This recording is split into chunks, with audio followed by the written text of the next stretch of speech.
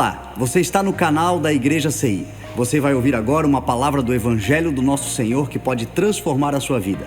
Antes de liberar o vídeo, eu quero pedir para que você se inscreva no nosso canal e compartilhe, para que mais vidas sejam abençoadas. Agora sim o vídeo será liberado. Que Deus te abençoe. João, capítulo de número 1, verso de número 14, diz assim a palavra do Senhor: aquele que é a palavra se fez carne e habitou entre nós.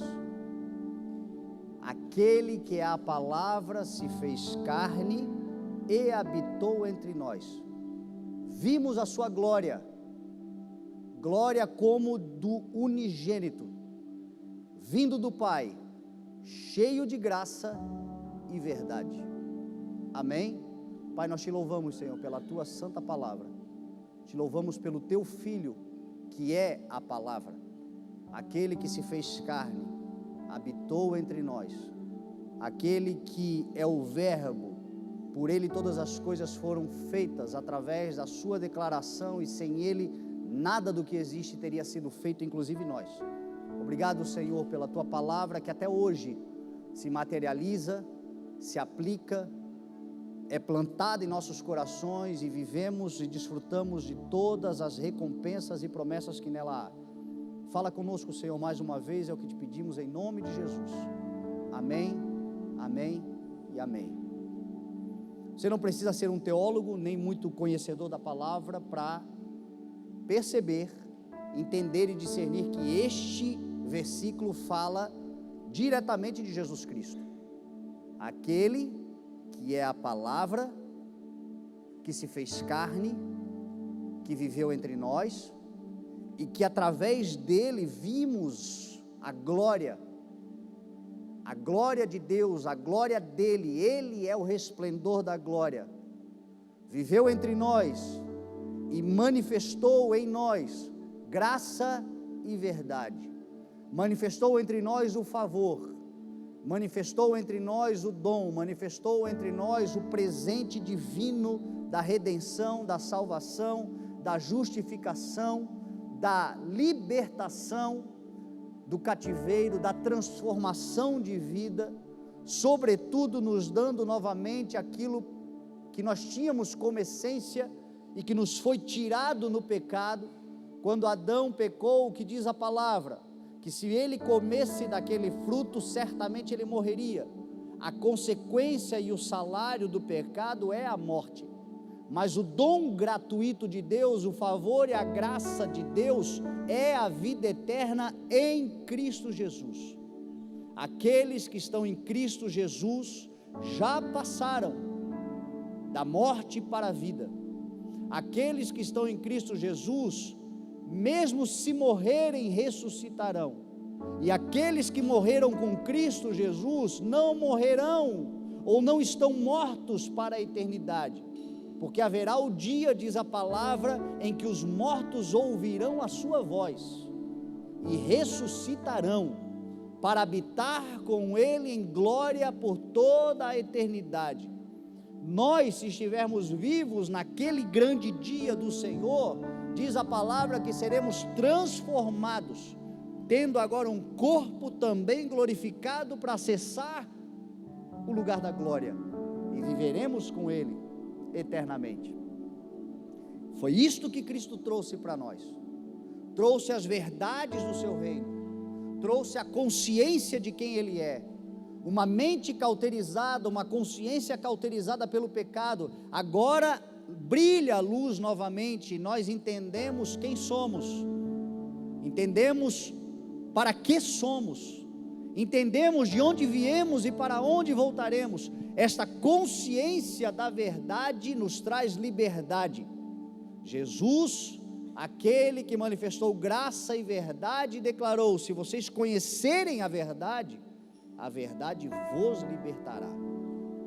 Tem muitas coisas que a gente precisa conhecer, muitas verdades que estão diante de nós muitas vezes, mas a nossa mente cauterizada, a nossa mente anestesiada, a nossa condição humana muitas vezes de dia a dia, Levantar, trabalhar, comer, beber, dormir, comprar, vender, casar, dar esse casamento, negociar, deixar de fazer negócios. Ou seja, Jesus disse que os últimos tempos a mente poderia ser cauterizada de muitos, porque nos últimos tempos os homens casariam, dariam-se em casamento, venderiam, comprariam, viveriam uma vida extremamente atarefada do dia a dia e não se conscientizariam daquilo que é verdade, e de verdades que são superiores e que transcendem a própria vida na terra.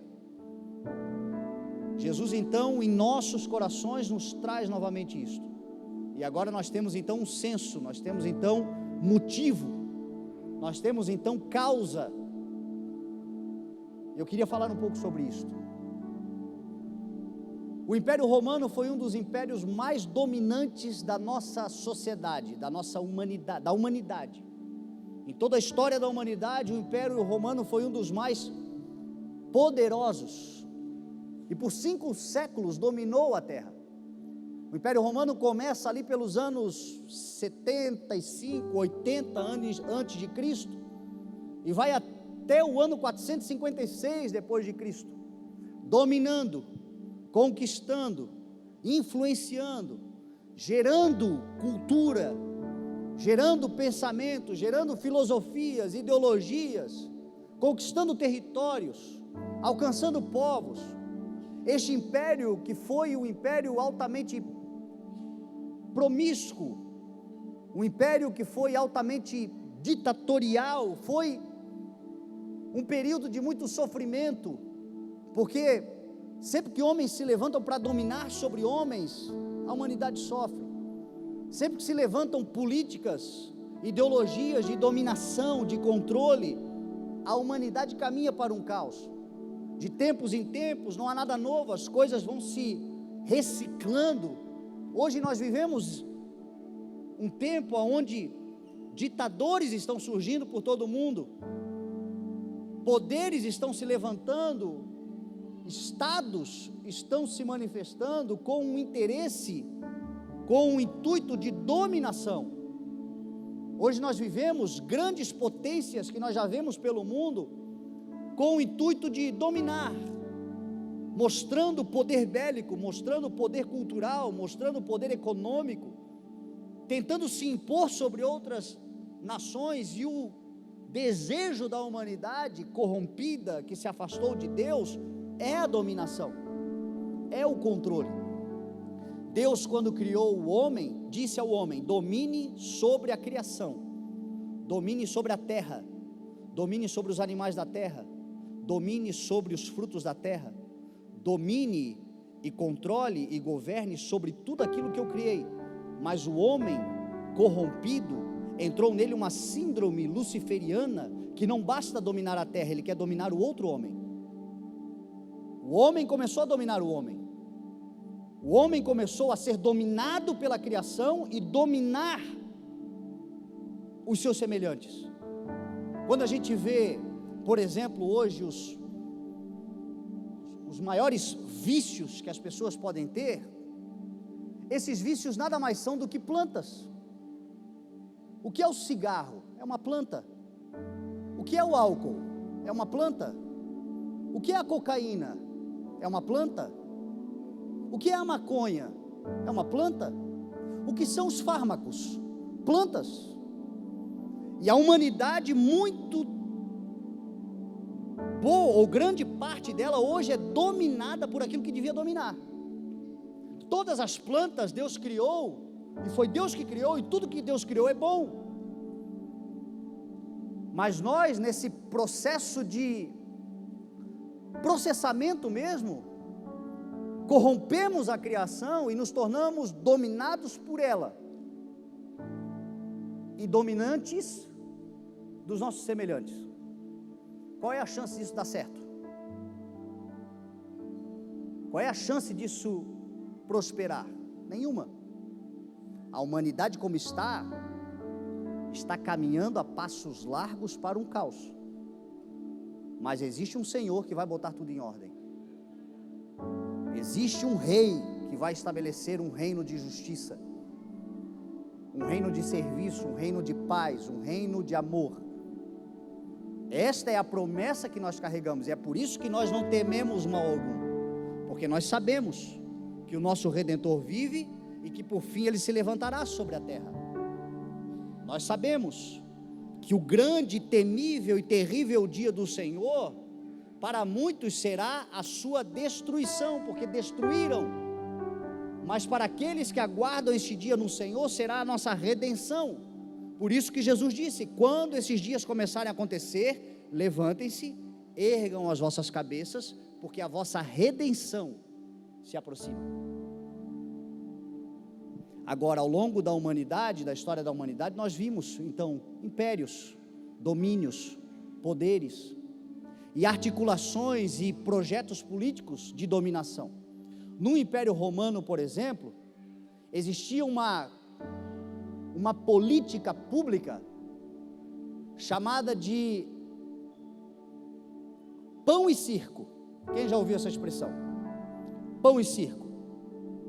Era uma política pública onde o Império Romano distribuía mantimentos, cereais, alimentos para a plebe, para os mais pobres, e também dava a eles entretenimento, lazer, diversão, mas o intuito não era favorecimento, o intuito era aplacar uma possível rebeldia do povo, porque o povo era empobrecido, o povo era desvalorizado, o povo era roubado, o povo era enganado, o povo era oprimido, o povo era escravizado. Então, para aplacar a angústia em uma possível rebelião, porque se o povo se rebelar, ninguém mais segura, então vamos acalmá-los com pão e com circo. Vamos acalmá-los com entretenimento e barriguinha mais ou menos cheia. Por acaso isso é muito diferente do que nós vimos hoje na humanidade? Hoje nós vemos políticas públicas em vários governos, por todos os governos, que muitas vezes, para esconder a sua negligência, a sua injustiça, a sua corrupção, dão pão e circo, dão farelos e entretenimento, e de certa forma nós nos mantemos acomodados. Nós mesmos, como brasileiros, muitas vezes somos condicionados a muito entretenimento, a muitas festas, a muitos carnavais, e isso anestesia. Há muitos que dizem: agora que o ano vai começar, nós estamos já no final de fevereiro, já início de março, e para muitos o ano não começou, porque estão anestesiados na política do pão e circo. Agora, nós falamos isto sobre políticas, sobre estados, e muitas vezes dizemos: é verdade, corruptos são os políticos, e os políticos trabalham nessa figura do pão e circo, mas será que nós nunca demos pão e circo para os nossos filhos, talvez? Será que a gente nunca deu um pão e circo para o filho que estava chorando, o filho está incomodando? Pega aqui o celular, vai brincar, pega aqui um lanchinho, o que você quer, um chocolate? Pega o chocolate aí, vai. Muitas vezes para aplacar a nossa negligência. O Estado e os políticos são reflexo do povo, são representatividade do povo. O problema da política, vamos falar do nosso país, do Brasil, e eu não estou falando aqui de grupos políticos, eu não estou falando aqui de esquerda, de direita, eu estou falando da política como um geral. Sempre serão o resultado e o reflexo de quem nós somos. Nós votamos, somos nós que vamos lá votar, somos nós que vamos lá escolher, somos nós. E muitas vezes escolhemos conforme a nossa cultura, os nossos valores. E a nossa cultura muitas vezes é de pão e circo. Nós fugimos muitas vezes dos embates, dos incômodos, daquilo que é necessário fazer, do sair da zona de conforto, Ser pai, ser mãe, não é uma tarefa fácil. Eu não sei se esse ditado ainda os mais jovens conhecem, mas na minha época eu ouvia minha mãe dizer: ser mãe é padecer no paraíso. Porque ao mesmo tempo que é uma dádiva de Deus e um presente poder ser mãe, poder ser pai, é um padecimento, porque você se sacrifica. Se você quiser exercer a paternidade e a maternidade como deve ser, você muitas vezes vai se sacrificar, você vai abrir mão dos seus confortos para poder gerar valores, educação. E eu não estou falando nem de presentes, porque hoje a gente trabalha para gerar o quê? Pão e circo. Eu estou falando de presença, estou falando dos nossos, da nossa dedicação. Então a gente faz isso, a gente desenvolve muitas vezes a cultura do pão e do circo. Desenvolvemos muitas vezes isso no nosso ambiente profissional. Hoje muitas pessoas trabalham e em muitos casos o salário não é digno, o salário não é o justo, o salário não é aquele que poderia ser pago por aquele que paga. A palavra diz: não retenha o salário de um trabalhador, seja justo. Muitas vezes aqueles que podem, aqueles que têm, aqueles que geram emprego são avarentos, são gananciosos e pagam salários ínfimos. Mas para apaziguar de certa forma, vamos gerar um pão e circo, vamos gerar aqui uma cultura. Pega aqui um ticket de alimentação, vamos fazer uma festinha na empresa, na firma, a cada 6 meses. E eu não estou dizendo que essas coisas não são benéficas quando elas são, de fato, favores para auxiliar. Às vezes o funcionário trabalha, ganha dignamente, ganha pelo fruto do seu trabalho, o seu salário é o justo pela sua carreira, por aquilo que realiza, e o patrão ainda lhe auxilia para evitar que ele vá até em casa, mora longe, tem que pagar transporte, gastar desnecessariamente. Então pega aqui um ticket de alimentação, come mais perto, favorece. Isso é justiça, isso é generosidade. Mas a intenção do coração muitas vezes é do pão e do circo. E o que isso tem a ver com a mensagem? Eu estou numa igreja, estou na igreja, o pastor fica falando de pão e circo, Império Romano. Primeiro, que você é um cidadão dos céus e da terra, então é importante você conhecer certas verdades. Segundo, que toda a cultura que está no mundo muitas vezes tenta entrar na igreja. Toda cultura mundana muitas vezes entra na igreja. E qual é o grave problema? É quando a igreja entra numa cultura de pão e circo. Quando a igreja, para justificar a sua negligência, a sua frieza espiritual, a sua falta de relacionamento com o rei, começa a promover pão e circo, começa a promover migalhas às pessoas, elas não se saciam. Jesus disse assim: eu sou uma fonte inesgotável, eu sou a água que aquele que bebe nunca mais terá sede, eu sou o pão da vida, que aquele que come nunca mais terá fome. É saciedade, é plenitude. Mas nós, muitas vezes, geramos uma cultura de migalhas, de pão, de migalhas, não de pão do céu, e de circo, entretenimento gospel para aplacar a angústia. Artistas, grandes nomes, grandes movimentos, grandes conferências, grandes ações de entretenimento, muitas vezes, que Deus olha dos céus e diz assim: eu me lembro mais ou menos disso há 5 séculos atrás, o Império Romano já fazia isso, é pão e circo, que eu não estou nisso aí.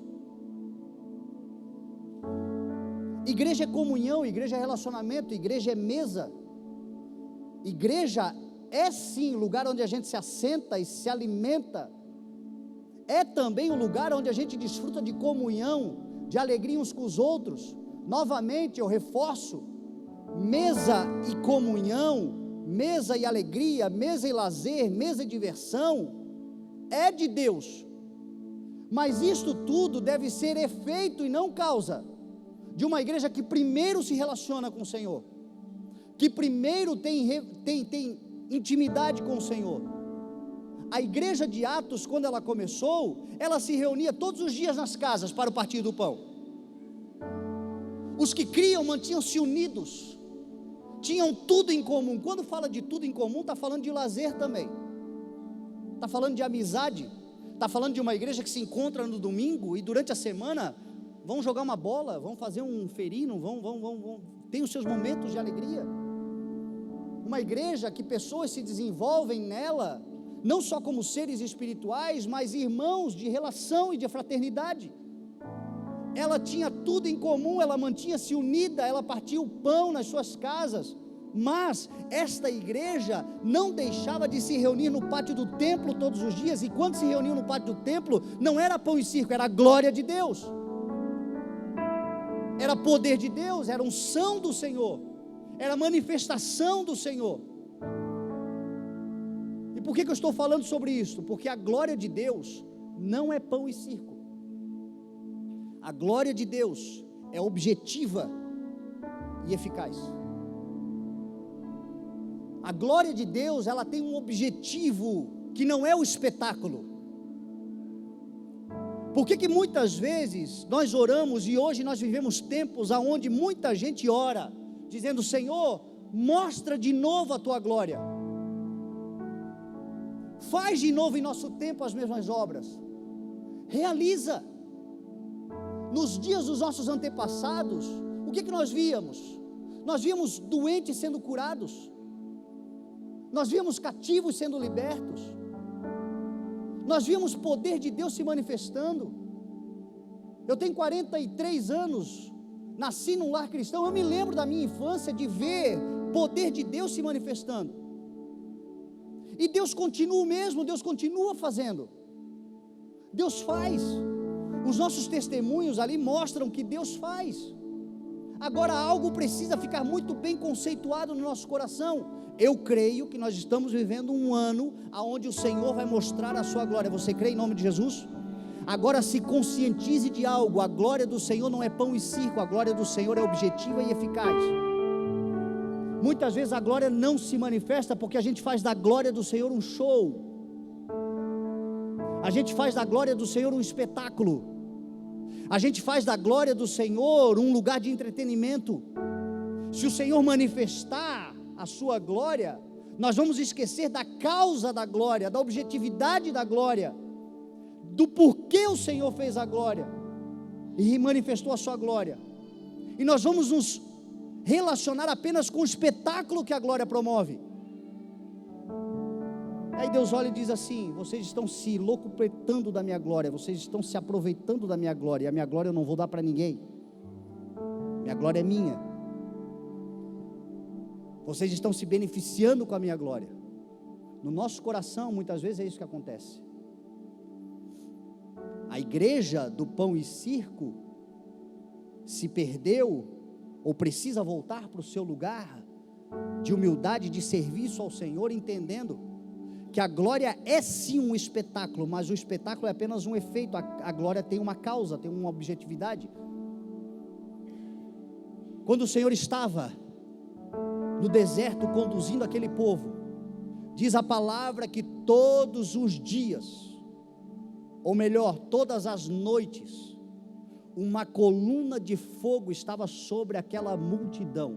Você consegue imaginar o espetáculo da natureza que era uma coluna de fogo nos céus escuros, sem iluminação na terra, no meio de um deserto? Que espetáculo maravilhoso aquilo era.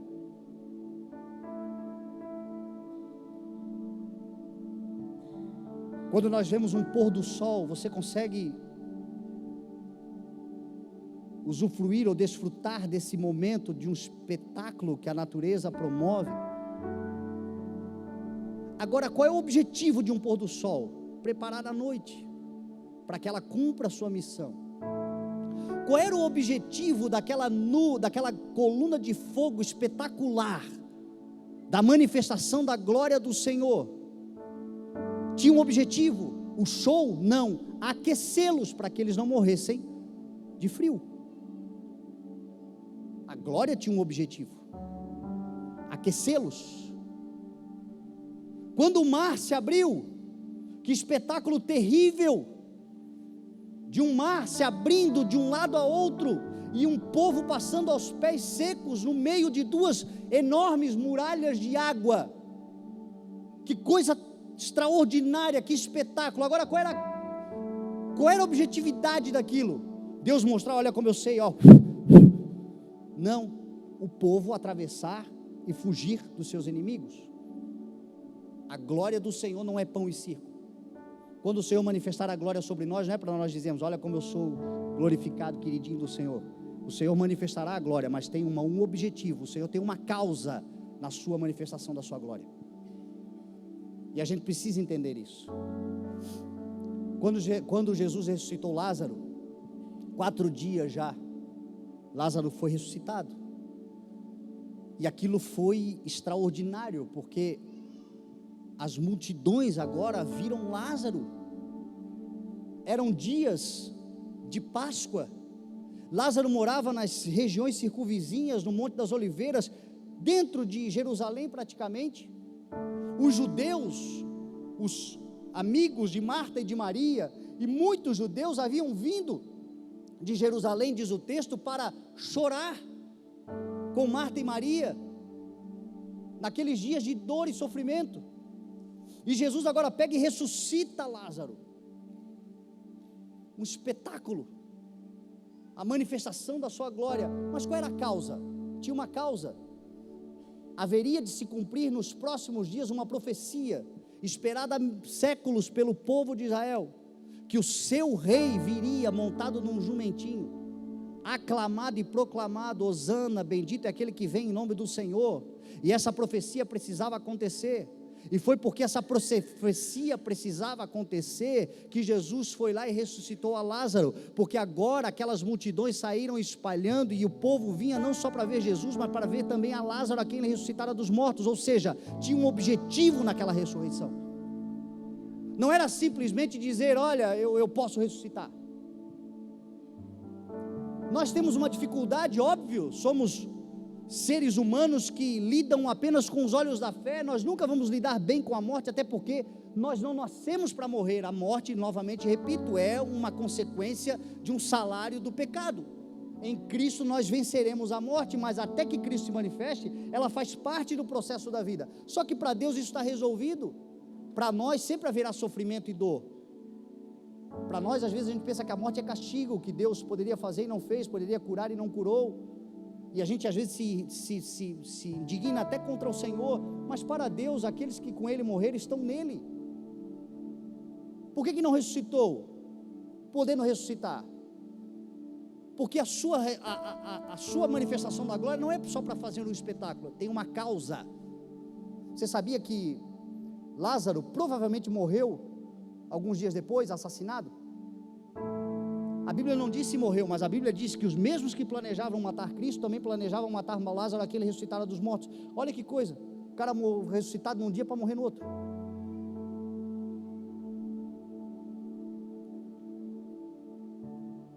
Porque não era um castigo, tinha uma causa. E melhor é estar com o Senhor. E ele tinha essa consciência. O que eu estou querendo dizer para você é que nós devemos nos relacionar com a causa do Senhor e não com o efeito da sua glória. O que o Senhor quer fazer é manifestar a sua glória sobre nós, mas no nosso coração o entendimento deve ser, Senhor, qual é a razão pela qual o Senhor quer fazer? Nós somos uma geração de efeitos. Quantos creem que a glória do Senhor pode se manifestar na sua casa, na sua família?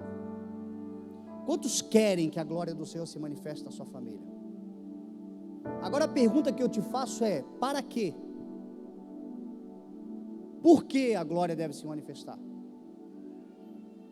E a resposta é que o Senhor quer restaurar aquilo que estão tentando corromper, combater, atacar, destruir, que é a família segundo o seu padrão. A glória do Senhor se manifestar sobre as nossas famílias, para que as nossas famílias sejam uma contracultura à cultura que foi imposta. Famílias que agora são governadas, doutrinadas, aplicadas no ensino de Jesus e não nas ideologias humanas. Famílias que estão sustentadas na vontade do Senhor e não no hedonismo.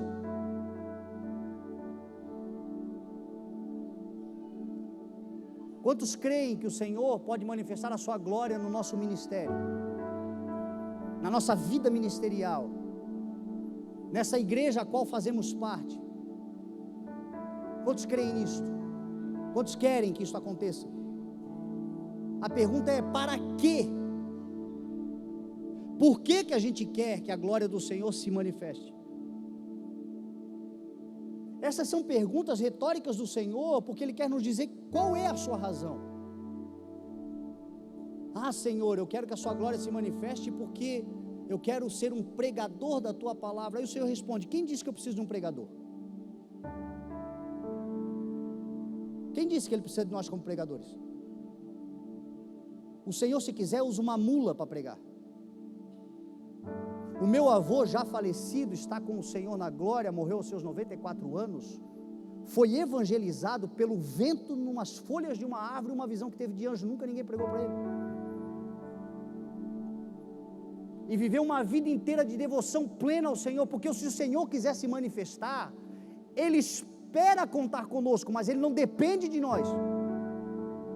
Ele não precisa de pregadores, Ele não precisa de cantores, Ele não precisa de crente com cara de crente com Bíblia debaixo do braço. O que Ele precisa é de cristãos, e cristãos são pequenos cristos sobre a terra. O que o Senhor precisa é que a luz dEle resplandeça em nós. Os dons são deles, ou dEle, o favor é dEle, a glória é dEle, o privilégio é nosso, mas Ele não tem dependência. O que o Senhor quer é levantar uma igreja que seja semelhante a Ele. O que o Senhor quer é que nós sejamos imagem e semelhança dEle. A glória do Senhor não é pão e circo para se manifestar num evento, um culto onde a gente não sabe se o céu subiu, desceu, se nós é que subimos, gente pulando para cá, gente caindo para lá. A pergunta é: para quê?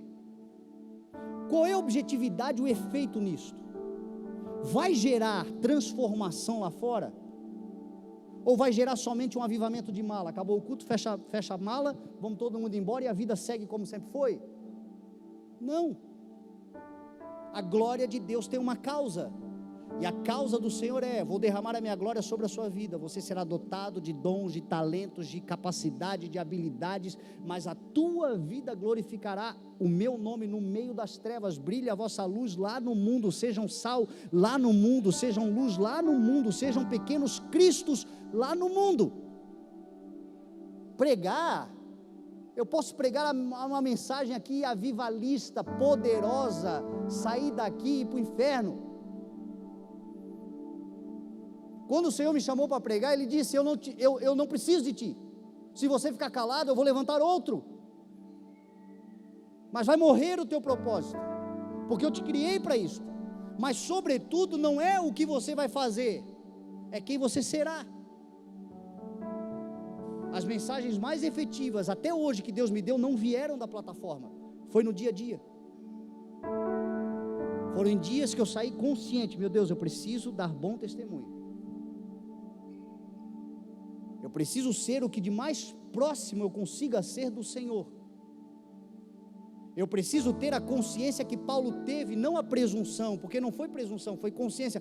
Paulo disse para aquele povo: sede meus imitadores como eu sou de Cristo. Nós não imitamos a Cristo porque nós estamos no culto.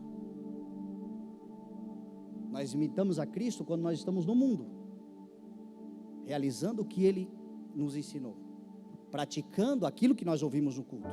O culto jamais é desprezível, porque hoje nós estamos recebendo elementos, palavras, fortalecimento, revelação, conscientização, responsabilização, mas é a prática, e a glória do Senhor tem essa causa. O efeito pode até ser cultos extraordinários. Se você imagina uma igreja que vive a genuína palavra e o ensino do Senhor no seu dia a dia, uma igreja que já chega cheia, meu irmão, vai transbordar. Uma igreja que já chega de uma semana de relacionamento com Deus, qual é a chance de nós ficarmos aqui todo mundo aleatório, alheio? Vai explodir a tampa da chaleira. Mas a glória de Deus tem uma causa: nos transformar em pequenos Cristos, imagem e semelhança do Criador. Que o Senhor olhe dos céus e veja a nossa imagem nele, que as pessoas olhem do céu e vejam a imagem dele em nós. Essa é a vontade do Senhor. Quantos creem que o Senhor pode abençoar e prosperar a sua vida? Quantos creem que o Senhor é abençoador? Quantos querem a prosperidade do Senhor sobre a sua vida? A pergunta é: para quê? Qual é a causa da prosperidade? Seja ela de influência, seja ela de poder, seja ela financeira, econômica, seja ela de habilidades. Qual é a causa da prosperidade? A gente precisa fazer essa pergunta, porque o Senhor tem uma causa. Guarda isso que eu vou te falar, guarda isso porque é muito importante. Existem duas forças capazes de nos prosperar.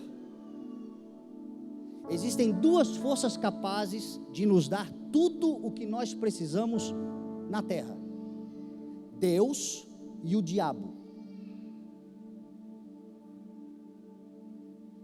Deus pode dar e o diabo também pode dar. Se o diabo pode dar, por que ele não dá? Sabendo que você vai se autodestruir, sabendo que você vai se perder, talvez, você só precisa de um trocado para se acabar. Por que ele não dá? Porque até o diabo tem uma causa, e ele não dá nada a ninguém que não honre e não obedeça e não sirva a sua causa. Hoje existe no mundo uma agenda globalista, maligna, diabólica, de destruição de tudo que é valor de reino, de destruição de famílias, de destruição de sociedade, de autodestruição. Ou você não está vendo isso acontecendo? E existem homens poderosíssimos, cheios de riqueza e poder, dedicados diligentemente a esta causa. Por quê? Quem eles defendem? Eles defendem aqueles que os recrutou. E Jesus disse assim: os filhos desse mundo têm mais prudência no trato uns com os outros do que os filhos da luz.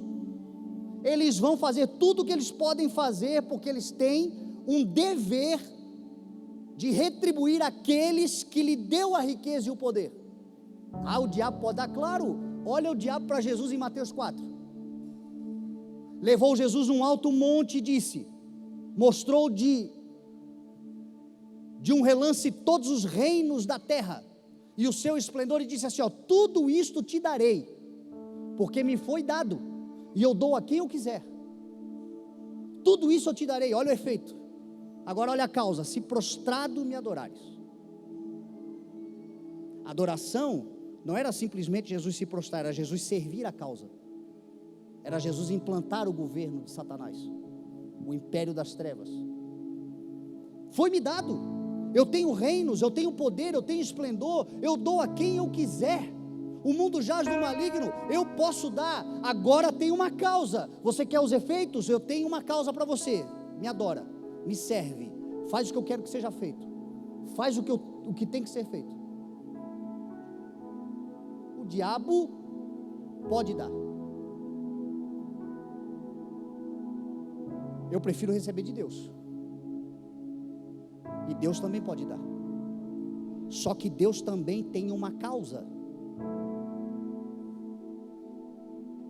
E muitos de nós queremos a prosperidade do Senhor, só que a gente só quer se relacionar com os efeitos.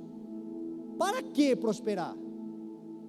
para comprar uma casa melhor, ter um carro melhor, dar uma dignidade maior aos meus filhos, poder ter um conforto, segurança, certas vaidades supridas. Tem algum problema nisso? Não, desde que isso seja efeito e não causa. E muitos de nós estamos aqui orando: Senhor, me prospera, me abençoa, estende as minhas terras, faz eu realizar mais. Mas aí o Senhor olha no coração, só vê relacionamento com efeito. E Deus olha: e a minha causa? E o meu reino? E a cultura do meu reino? E o meu projeto sobre a humanidade? Tem aquele memezinho: se um dia eu enriquecer, ninguém saberá, mas haverá sinais. Aí você vê os sinais, é só ostentação.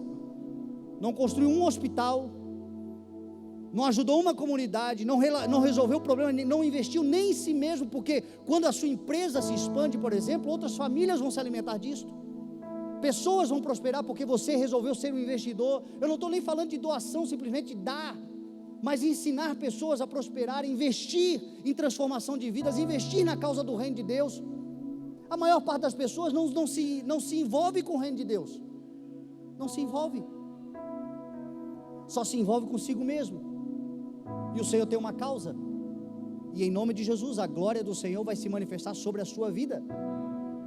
Ouça a voz do Espírito de Deus e se envolva com a causa do reino de Deus, e você vai ver prosperidade, você vai ver financiamento do Senhor, você vai ver investimento do Senhor sobre a sua vida, e você vai estar dedicado a essa causa, e todos os efeitos que esta causa produzirá, de bênção, de paz, de longanimidade, de prosperidade no seu lar e sobre os teus, acontecerá em nome de Jesus. Os filhos dos seus filhos serão abençoados pela tua dedicação à causa do Senhor no reino de Deus.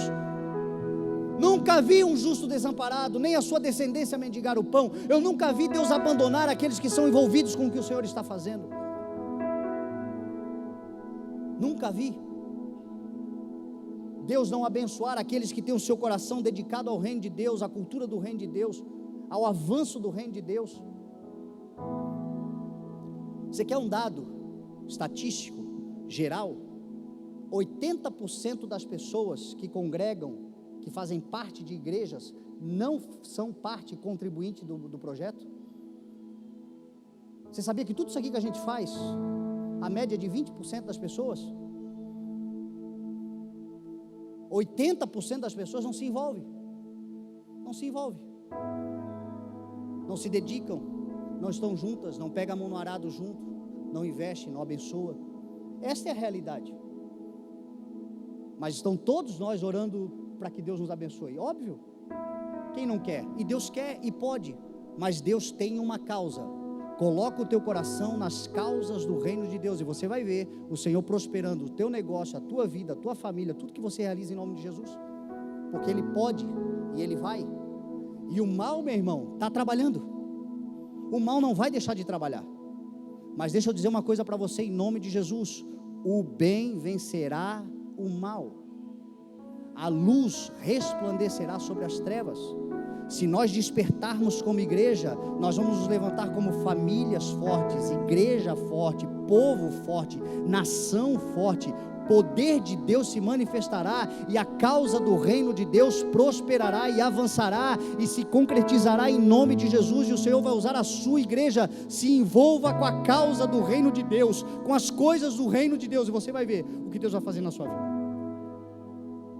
Coração dedicado, coração envolvido. Você tem um dom, sirva o reino. Você tem um negócio, sirva o reino. Você tem um ministério, sirva o reino.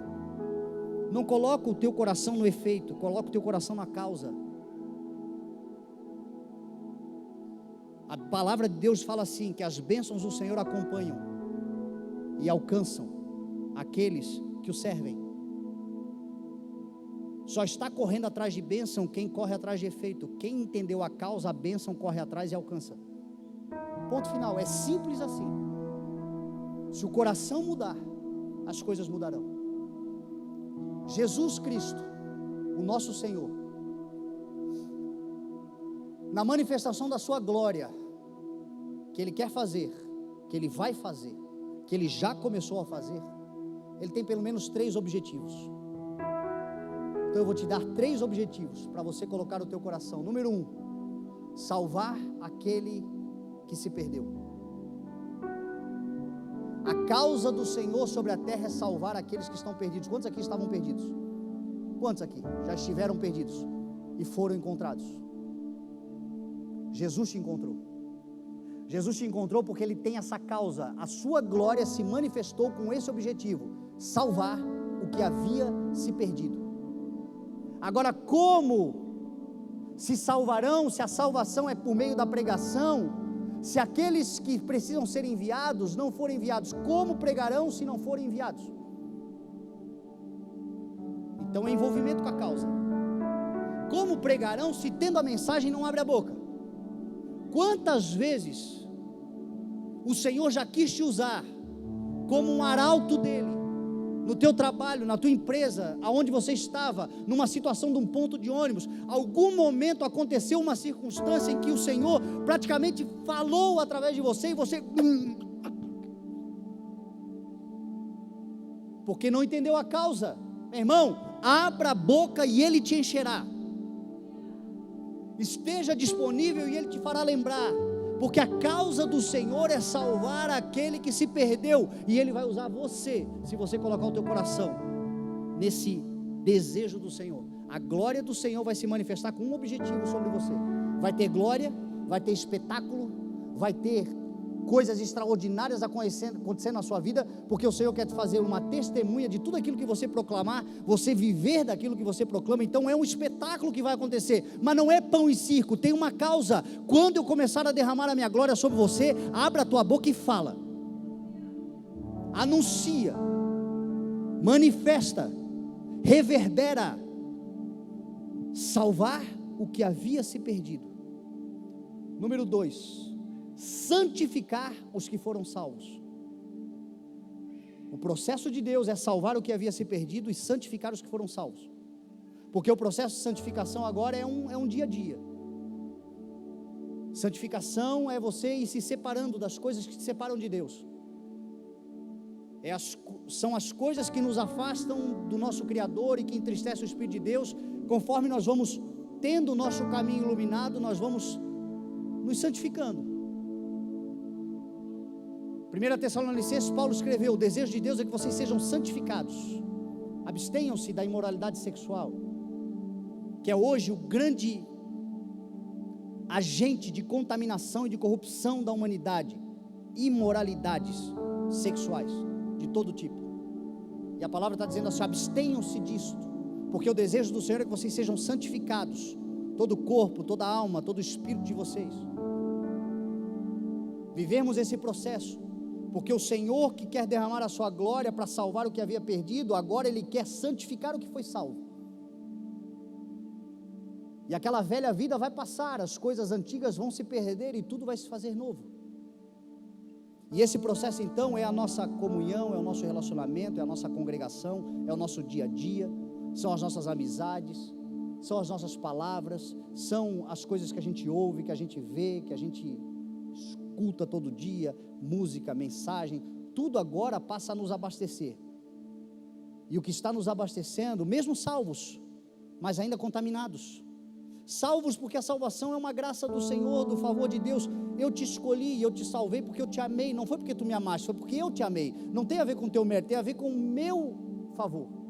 Agora, a graça que se manifestou salvadora também nos ensina agora a renunciar. O Deus que salvou agora é o Deus que quer nos santificar, para que nós nos tornemos semelhantes a Ele, porque diz a palavra: sejam santos como Ele é santo, porque sem santidade ninguém verá o Senhor. Se envolva com essa causa, se envolva com essa causa, seja dando a liberdade do Espírito de Deus e mexendo o que precisa ser mexido, tirar o que precisa ser tirado, mas você também ser um agente de santificação. Como? Sendo um bom amigo. Sabe aquele amigo que você sabe que está se perdendo e que você é uma boa companhia, que se ele estiver com você não vai estar fazendo besteira? Chama para perto. Seja um agente de santificação. Começa a separar essa pessoa das coisas mundanas. Começa a servir com o teu dom, com o teu talento. Nós temos projetos aqui na igreja que a gente quer resolver e fazer esse ano, que o problema é a falta de trabalhadores.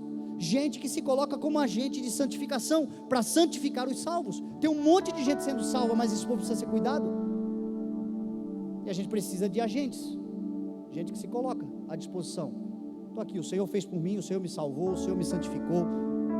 Eu não sou perfeito, mas eu já tenho uma caminhada, Deus já fez muita coisa, eu posso ajudar muita gente que está começando. Isso aí. Então o Senhor tem 3 objetivos: salvar o que havia se perdido, santificar os salvos e glorificar os santos. O terceiro e último objetivo da manifestação da glória do Senhor é glorificar os santos, que é aquele grande dia do Senhor. E até lá, nossa missão como igreja é promover o reino de Deus, porque aquele dia chegará. É nos dedicarmos com perseverança, com diligência, com um coração voltado para o Senhor, porque fomos salvos, estamos sendo santificados, e um dia seremos glorificados. Esta é a mesma glória que se manifesta, nos glorificará. Na sua segunda carta aos Tessalonicenses, Paulo vai dizer que a vontade do Senhor é que nós sejamos glorificados nele, no nosso Senhor Jesus Cristo, e Ele em nós, segundo a graça do nosso Deus e do nosso Senhor Jesus Cristo. Deus quer ser glorificado em nossas vidas e nós nele. Então, um Deus que salva o perdido, santifica o salvo e glorifica o santo. Isto vai acontecer em nome de Jesus, você crê? E isso vai acontecer porque nós estamos entendendo a causa do Senhor. Então nós seremos este corpo de Cristo, dedicados a Ele, que é o nosso governo e a nossa cabeça, dedicados à causa que Ele tem como reino de Deus, dedicados à vontade do Senhor. Os efeitos, meu irmão, serão maravilhosos, serão de conforto, de ajuda, de auxílio, efeitos de uma mão estendida o tempo todo. Só que a nossa causa não é o efeito é a consequência. A nossa causa é o reino de Deus e a sua justiça, e as demais coisas nos serão acrescentadas em nome de Jesus. Você crê em nome de Jesus? Eu quero te convidar a ficar de pé, então nós vamos orar.